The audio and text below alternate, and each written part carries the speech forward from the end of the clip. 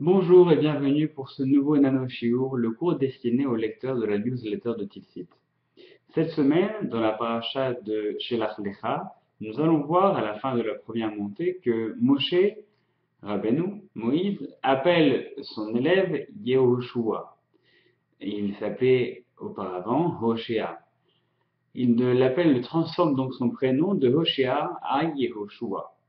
La question qui se pose, c'est, mais pourtant, dans des parachutes différentes, on voit bien avant cet épisode des explorateurs où Moïse choisit quelques personnes pour les envoyer explorer la terre d'Israël, enquêter sur l'état d'Israël, on se rend compte que Hoshea, l'élève de Moshe, on l'appelait déjà à cette époque, avant que le nomme Yoshua, tout le monde l'appelait déjà Yoshua, il est déjà cité en tant que Yoshua. Donc pourquoi est-ce qu'on nous dit à cet instant que Moshe l'a appelé Yehoshua?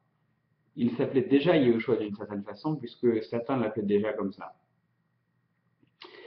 Eh bien, peut-être est-ce un encouragement à devenir ce qu'il était supposé être.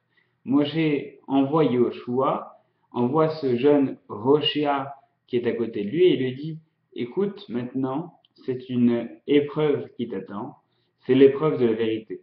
Et si tu arrives à la surmonter, tu réaliseras ton plein potentiel, tu deviendras Yehoshua. Hoshea, en fait, c'est, avec la lettre Yud, c'est Dieu qui accompagne ce jeune homme.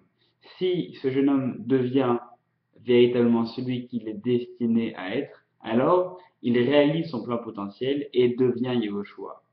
En fait, ce que Moshe euh, propose à Hoshea, ce qu'il lui conseille et ce qu'il lui souhaite, c'est que toujours, pour arriver à être celui qu'on est supposé être, de toujours arriver à percevoir la présence divine autour de nous.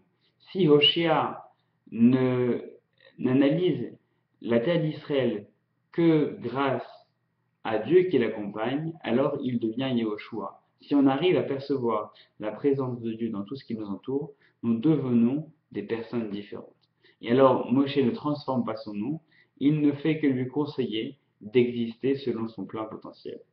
Eh bien, en cette semaine de Shelach Lecha, qui est la paracha des explorateurs, triste sort qui les attendra, vous le découvrirez dans la paracha de cette semaine lorsque vous lirez la paracha ce Shabbat. Mais d'ici là, souhaitons-nous de toujours savoir percevoir la présence divine autour de nous et d'exister selon notre plein potentiel. Shabbat Shalom.